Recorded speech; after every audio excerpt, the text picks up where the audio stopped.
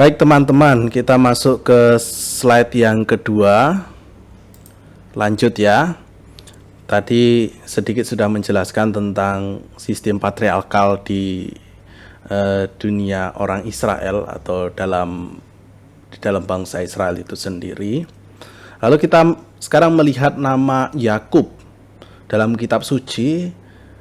Kita lihat diganti oleh Tuhan sendiri, jadi yang memberi atau mengganti nama itu sebenarnya adalah Tuhan sendiri. Dari Yakub menjadi Israel. Sama mungkin ya kita bandingkan kalau dalam dunia perjanjian baru ketika Simon oleh Yesus diberi nama Petrus atau batu karang dan seterusnya. Lalu dikisahkan Yakub atau Israel ini memiliki 2 orang istri. Sekali lagi kalau kalian membaca kitab suci perjanjian lama, terutama kitab-kitab Kejadian, kita akan melihat kisah Yakub. Lalu kisah yang sangat fenomenal dari ke-12 anaknya juga. Nah, Yakub dikisahkan memiliki 2 orang istri, namanya adalah Lea dan Rachel. Siapa Lea dan Rachel? Itu putri dari Laban pamannya ya, kita tidak tahu ya silsilah persisnya seperti apa. Apakah ini kalau dalam bahasa Batak itu istilahnya pariban atau semacamnya seperti itu, kok boleh menikah dan seterusnya. Sekali lagi dulu hukum tidak seperti hukum saat ini yang lebih ketat tentunya.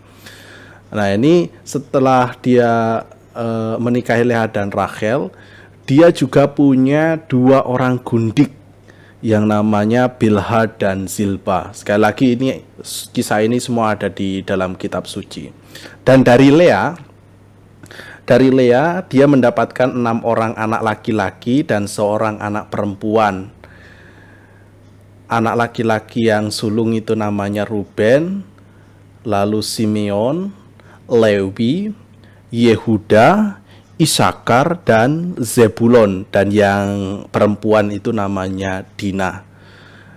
Lihat yang diberi warna merah ya, diberi nama merah, inilah nanti yang disebut dengan ke-12 anak Yakub atau yang kemudian menjadi 12 suku Israel.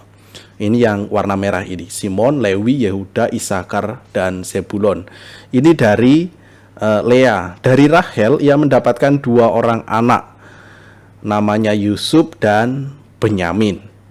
Kisah Yusuf pasti tidak asing kalian ketika dia dijual oleh saudara-saudaranya.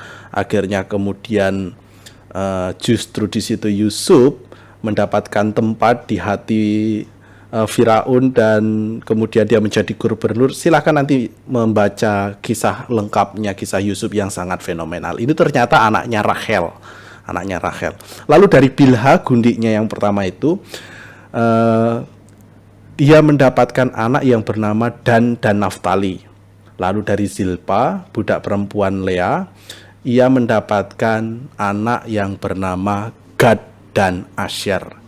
Jadi kalau dihitung ini semua yang diberi warna merah ini nama berjumlah 12, dan itulah kemudian menjadi 12 suku Israel.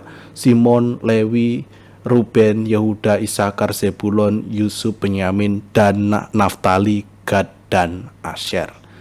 Nah, inilah yang disebut kemudian nanti akan menjadi 12 suku bangsa Israel. 12 suku bangsa Israel. Nah, petanya kurang lebih seperti ini. Pembagian wilayah kita katakan ya. Pembagian wilayah saya kira biasanya ada di kitab suci bagian akhir itu ada petanya juga. Silahkan nanti kalian mencermati peta ini. Nah, ini peta kurang lebih peta Israel pada tahun 1200 sampai 1050 before Christ atau sebelum Masehi menurut kitab Yosua. Jadi pembagiannya kurang lebih seperti ini. Silahkan dicermati. Oh, ternyata di sini Dan, di sini Ruben, di sini Gad, Manasye dan seterusnya. Pembagiannya seperti ini. Jadi kalau kita lihat peta ini peta Israel Sampai sekarang ini pasti bentuknya seperti ini, sampai Israel zaman sekarang, dan ini penting untuk dicermati, cermati struktur pembagian ataupun peta ini, karena nanti peta ini akan menjadi semacam rujukan. Jadi sedikit-sedikit nanti kita akan melihat peta Israel secara khusus atau peta Timur Tengah yang dilengkapi dengan Mesir atau Babylon secara umum. Nanti seperti itu. Jadi kalau dilihat seperti ini. Ini Laut Tengah, Mediterranean Sea. Lalu di sini ini ada Sungai Yordan mengalir ke Danau Galilea. Dari Danau Galilea lanjut lagi Sungai Yordan mengalir ke Laut Mati. Daerah yang paling rendah yang ada di dunia, karena sekian ribu di bawah permukaan air laut. Nanti bisa di googling seberapa dalam, seperti itu ya.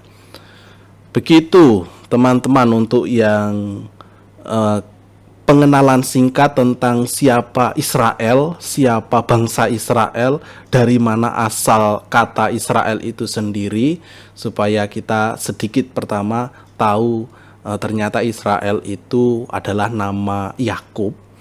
Nama Yakub yang kemudian menjadi bangsa dan sekarang menjadi negara ya. Israel sekali lagi itu sebenarnya adalah nama orang, yakni Yakub sendiri. Kemudian Yakub punya 12 anak yang laki-laki, kita katakan sekali lagi karena garis patriarkal tadi. Itulah yang kemudian menjadi suku-suku yang ada di Israel, 12 suku Israel, dan itulah yang nanti kita akan pelajari. Nah, ketika nanti kita lihat saudara-saudaranya Yakub bersama seluruh saudara-saudaranya, kita katakan mengungsi ke Mesir, dari Mesir kembali ke sini. Nah, itulah Israel yang kemudian Israel sudah menjadi suku bangsa yang awalnya masih ya suku-suku kecil, anak-anaknya dari Dan, anak dari Manase, anak dari Gad, dan seterusnya. Sekarang pada masa kemudian akan menjadi bangsa yang lebih besar lagi.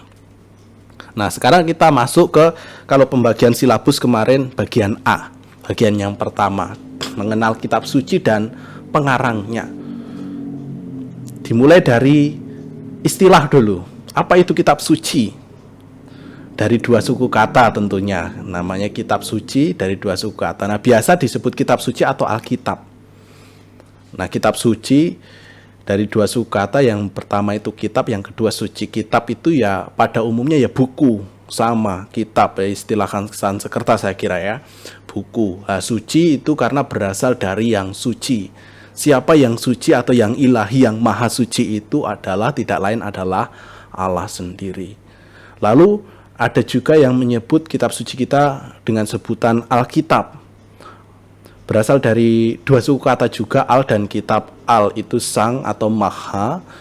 Ini saya kira berasal dari bahasa Arab ya, karena sering dipakai oleh beberapa saudara-saudari kita yang muslim untuk menyebut nama masjid dan seterusnya. Al itu sang, kitab itu buku, seperti itu. Artinya ya buku yang maha atau buku yang agung, buku yang besar.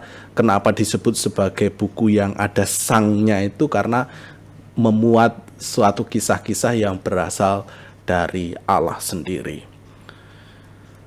Lah, jadi kitab suci atau Alkitab merupakan kumpulan buku yang memuat kesaksian tentang sabda Allah seputar kehidupan manusia, ajaran-ajaran dari Allah, larangan-larangan etis, moral, lalu petunjuk-petunjuk ibadat seperti yang ada di dalam kitab Imamat misalnya kan, lalu ritus upacara, ada hukum, ada lagu pujian seperti dalam kitab Mazmur dan lain-lain yang dituangkan semuanya itu dalam bentuk tulisan oleh berbagai pengarang dengan inspirasi Roh Kudus dalam waktu yang berbeda-beda, dalam kurun waktu 200 tahun.